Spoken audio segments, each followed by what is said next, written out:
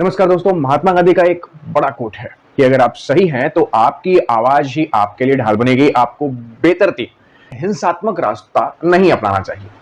आज हुआ यह है कि इजराइल ईरान वॉर में भारत को एक मैसेज पास करना पड़ा है, खासकर उस स्कूल पर जो मिसाइल गिरी है। उसके बाद हुआ यूं कि नेवी, ईरानियन नेवी के बैकयार्ड में, ईरानियन नेवी के कैंपस में ही एक स्कूल था। उस स्कूल के ऊपर एक टोमाहॉक मिसाइल गिरी।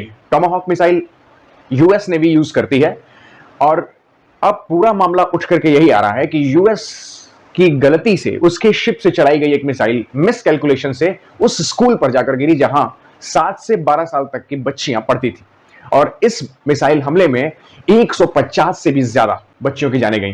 पूरा मामला खुल करके दुनिया के सामने आ गया है। अब मैं जब भी इजराइल ईरान की बात करता हूं वॉर की, तो मुझे कुछ महीने पहले ईरान के अंदर हुए हैवी प्रोटेस्ट और इस्लामिक रिजीम जो ईरान में थी उसके रिप्रेशंस के सीन याद आते हैं। कई महिलाओं को लंबे सड़क मारा गया, कई लोगों को गोली मार दी गई जो भी प्रोटेस्ट करे। तो ईरान में तो वैसे भी आपको प्रोटेस्ट की इजाजत नहीं है, लेकिन जब जब ऐसे प्रोटेस्ट उठते हैं तो उसे कुचल दिया जाता है। अब ट्रंप का कोई भी मकसद हो, ऑयल पे कब्जा करना या फिर इकोनॉमी सुधारना, जो भी मकसद हो, लेकिन गलती ईरान के इस्लामिक रिजीम की भी थी, मैं ऐसा मानता हूं। और कोई कंट्री आगे नहीं आएगी सिवाय इजराइल और यूएस के। तो उन्होंने ये करना था। लेकिन कई बार होता यह है कि जब आप ज्यादा हिंसात्मक हो जाते हैं तो ऐसी गलतियां होती हैं कि पूरा मामला घूम करके उस मुद्दे पर चला आता है। अब वही हुआ है। आज तक ईरान ने सऊदी पर अटैक किया, ईरान ने कतर पर, बहरीन पर, सब जगह पूरे वर्ल्ड ने इसको गलत ठहराया है। भारत ने भी गलत ठहराया कि आप इन देशों को क्यों अटैक कर रहे हैं, आप हॉर्मुज स्ट्रेट क्यों ब्लॉक कर रहे हैं, आप दुनिया को क्यों परेशान कर रहे हैं भाई। लेकिन अब यूएस से एक ऐसी गलती हुई है कि ये बच्चियों की मौत पूरा मामला घुमा दे रही है। दूसरी बड़ी गलती क्या होती है, जब आपसे गलती हो जाती है आपको एक्सेप्ट करना चाहिए, माफी मांग लेनी चाहिए। हाँ, गलती होती है, वॉर में कई बार सिविलियंस की जान चली जाती है, मिस कैलकुलेशन, मिसाइलें पता पूछ कर नहीं गिरेंगी। तो लेकिन ट्रंप ने क्या किया, मामला उल्टा ईरान के मुंह पे दे मारा। उन्होंने कहा कि ईरान के पास कहीं से टोमाहॉक मिसाइल आ गई और उन्होंने अपनी ही स्कूल पर ऐसा अटैक करके ताकि यूएस बदनाम हो। जबकि जेन्युइनली कहा जाए तो टोमाहॉक मिसाइल सिर्फ ऑस्ट्रेलिया, यूनाइटेड किंगडम और यूएसए के पास है, और तीनों ही कंट्री ईरान को क्यों देंगी। टोमाहॉक मिसाइल बहुत लिमिटेड कंट्रीज के पास है। एकदम साफ है कि ट्रंप झूठ बोल रहे हैं। जब उनको कन्फ्रंट किया गया तो उन्होंने कहा कि इन्वेस्टिगेशन चल रही है वगैरह वगैरह। एक झूठ को दबाने के लिए आप ये लगातार झूठ बोल रहे हैं, इससे आपकी इमेज और बिगड़ रही है। मामला ईरान के पक्ष में जाता दिख रहा है। सैटेलाइट से जो मासिव ग्रेव्स की फोटोज मिली, अब 150 बच्चियों की मौत हुई है, तो एक बड़ी संख्या में कब्रें बनानी पड़ेंगी, ग्रेव्स बनाने पड़ेंगे, और वही हो रहा है। हर जगह इसकी फोटोज आ रही हैं।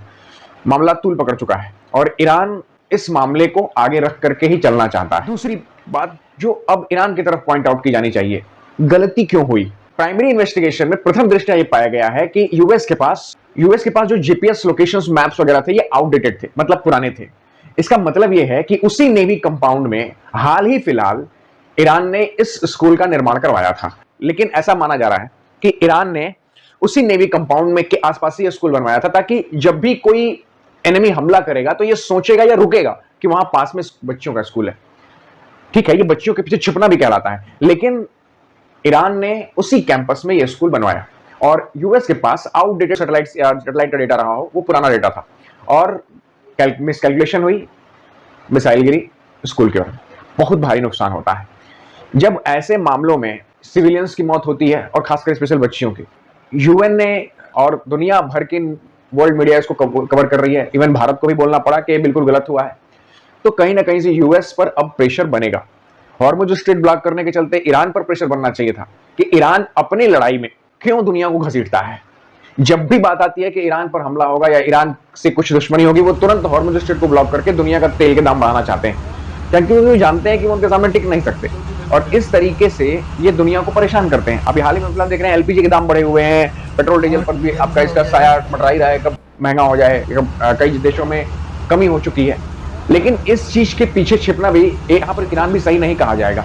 लेकिन फिलहाल यूएस की गलती बड़ी है और दिख रहा है दुनिया यूएस को कोस रही है। जय हिंद।